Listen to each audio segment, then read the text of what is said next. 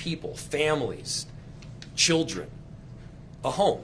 That's 800 units that are giving people who have experienced homelessness the stability of a place where they know they can sleep at night. And that's a really big deal and something that we are very proud of. And so I'm so pleased to announce these 11 projects that have received this funding. Some of the representatives are here with us today.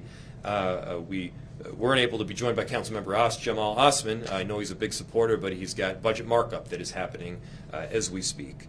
And so the awardees come from 8 different wards all across the city. The diversity of projects and locations truly reflect the diversity of our communities. And so the 11 projects that will be awarded the funding through the Affordable Housing Trust Fund are, first, we've got Dr. Stately here with us, the Native American Community Clinic, an awardee, who's, by the way, hosting us today. Thank you so much. This is construction of 83 units for a mixed-use project, and you'll hear more from them in just a few minutes. Next is Claire Housing. Claire Housing for 33 units for seniors living with HIV and/or AIDS. Next is Claire Housing for 32 units for others living with HIV or AIDS. Next is new construction at 1345 Central Avenue for 64 units and production space. The Warren Apartments, which is another 61 units.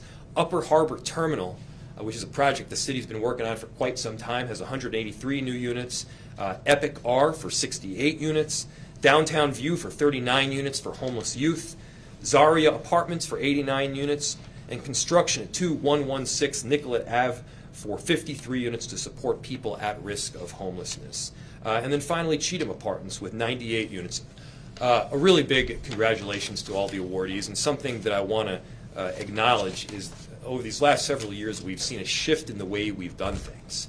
The focus has really been on those deeply affordable housing units, those units that allow someone who's experiencing homelessness to pull themselves out, making sure that we have that next rung on the ladder so that people can succeed in life and really take the next step.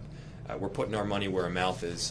I'm so proud of the work and our staff team that has been able to set this work up. None of it would be possible without the Affordable Housing Trust Fund that has been funded to the tune of $18 million this year. And this is work that we really want to continue. So now, again, I'm proud of the work, and I'm proud also to introduce our housing director, Alfred Port. Thank you. Thanks a lot, Mayor. Thanks for being here tonight. This morning. I want to first extend our thanks and appreciation to the NAC for opening their doors to afford us the opportunity to do this press conference. This is a great day for affordable housing in Minneapolis.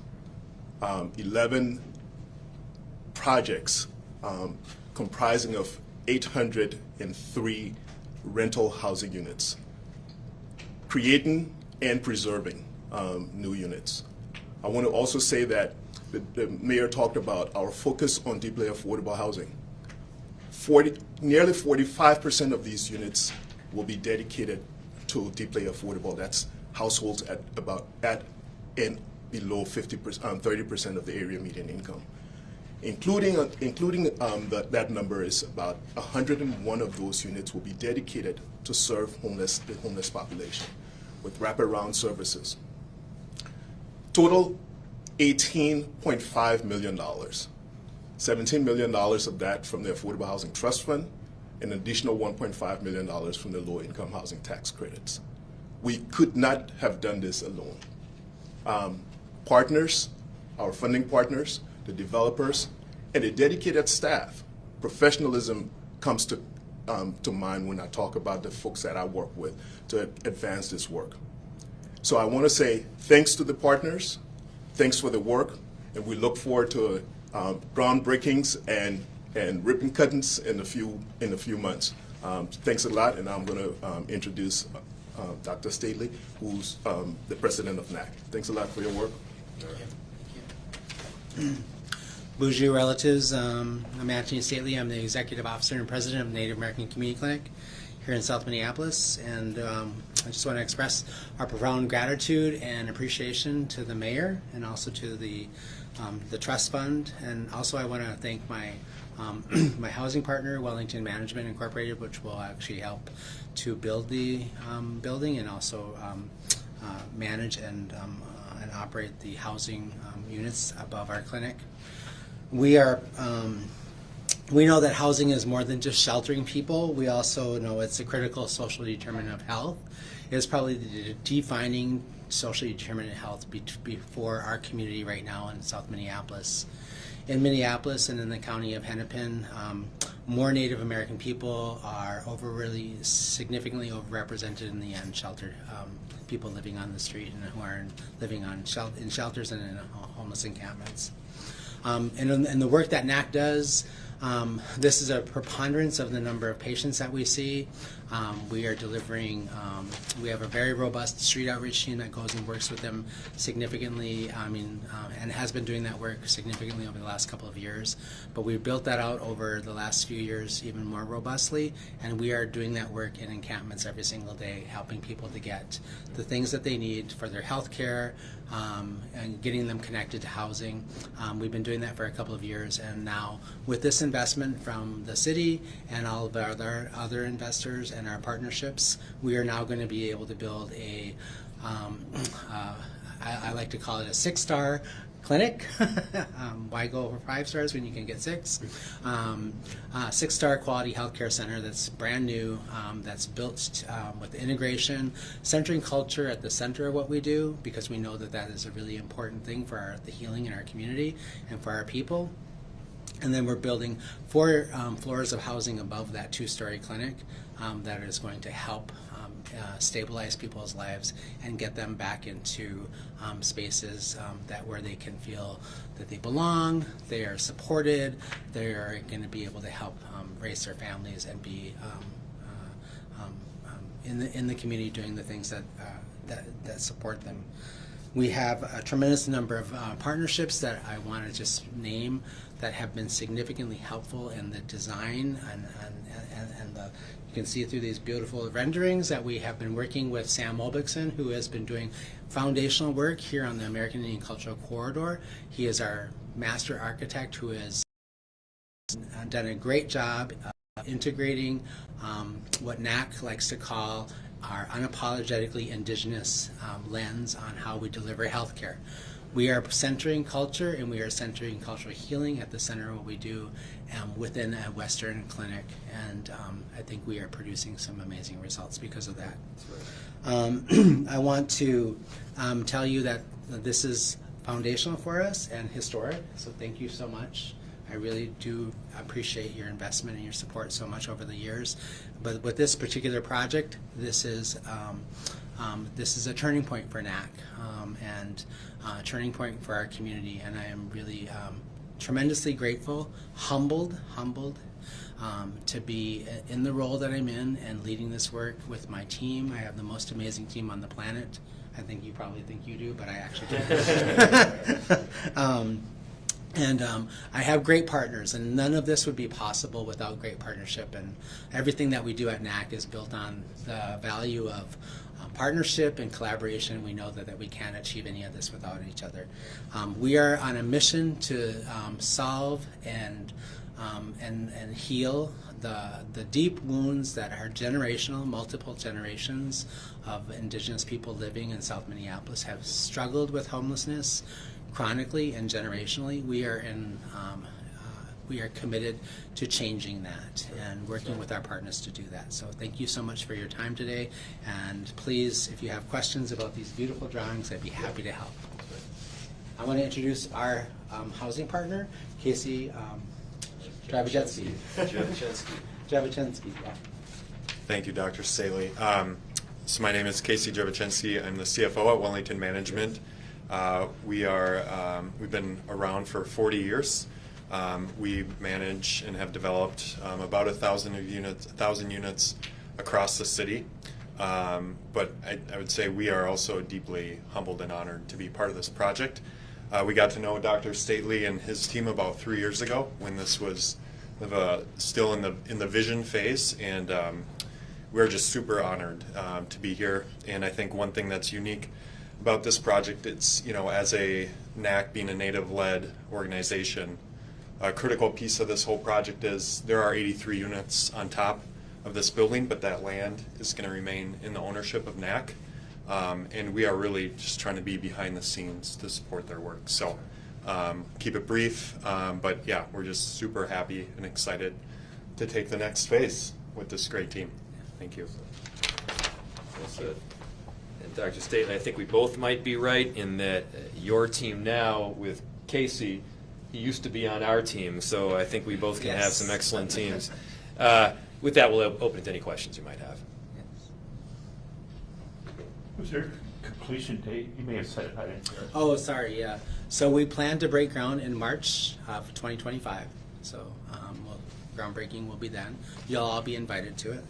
And then we expect to open in September of 2026 when we'll start operationally with the new clinic.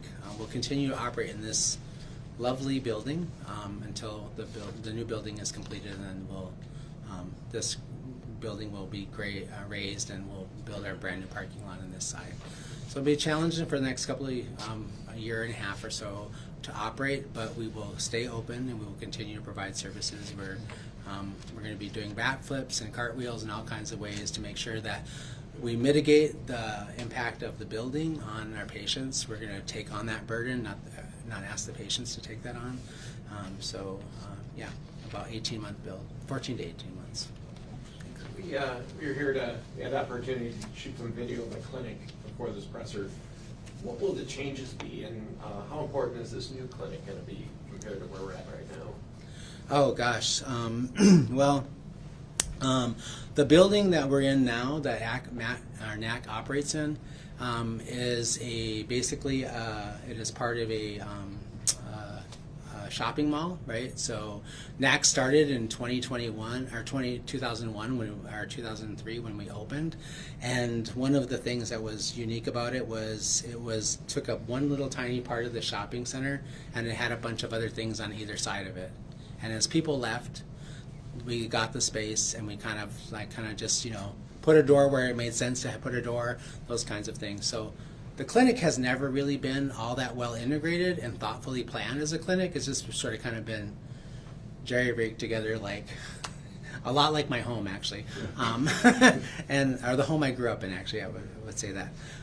What's different about this building, it has been thoughtfully planned and from the very beginning to be specifically culturally centered with, unabashedly, you're going to walk into the new clinic and you're going to know immediately, even before you get through the front door, you're going to know you're in an indigenous space, because the gardens around the clinic are going to have indigenous medicines growing in it. And those medicines will be used both in our clinic and also given out to the community, because those medicines are important to our healing. You'll walk into the lobby and you'll see a big, huge drum room. This is a little bit of an interpretation of it. That drum room is going to be, that represents the heartbeat of our nation, the heartbeat of our mother. It's the first thing we hear when we when we are in our mother's womb. It is the thing that tells us we're human and we are relatives. And we have planned the space so that you can move throughout the building, and you can have, there's going to be a significant amount of investment made in the integration of our team so that they can work more collaboratively, more seamlessly, and clinical flow works better for both patients and also staff. And so we are designing this building to be, my hope is, and I think I've been in a lot of other clinics, I've never seen a clinic like it before. It's not been built yet, but I got to virtually walk through it, and it's pretty amazing. If you want the virtual link, I'll send it to you. So, yeah, it's a game changer for our community. Yeah, it's a game changer. Yeah, it's oftentimes we kind of have our heads down doing the work, and it's seldom that we pick our heads up to recognize some of the successes we're seeing. When I go around the country, we talk to other mayors, we talk to the Secretary of HUD at the federal level. They highlight Minneapolis, not just as one of the top cities for affordable housing, but the leader. They highlight the policies that we've pushed forward as setting the stage for so many others to follow. And this is work that is led by so many great people on our team, and we're really proud. Any other questions? No? All right, thanks, everybody. Yeah. Thank you. Yeah. Thank you so much. Gentlemen, can I get a quick picture, just for me? Yeah. Sure. They want us be moving. We can come up.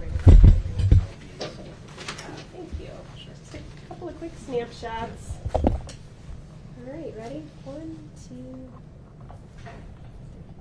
Thank you. All Can I right. come? Yes. Thanks, everybody, for coming. 1, 2, Thank you.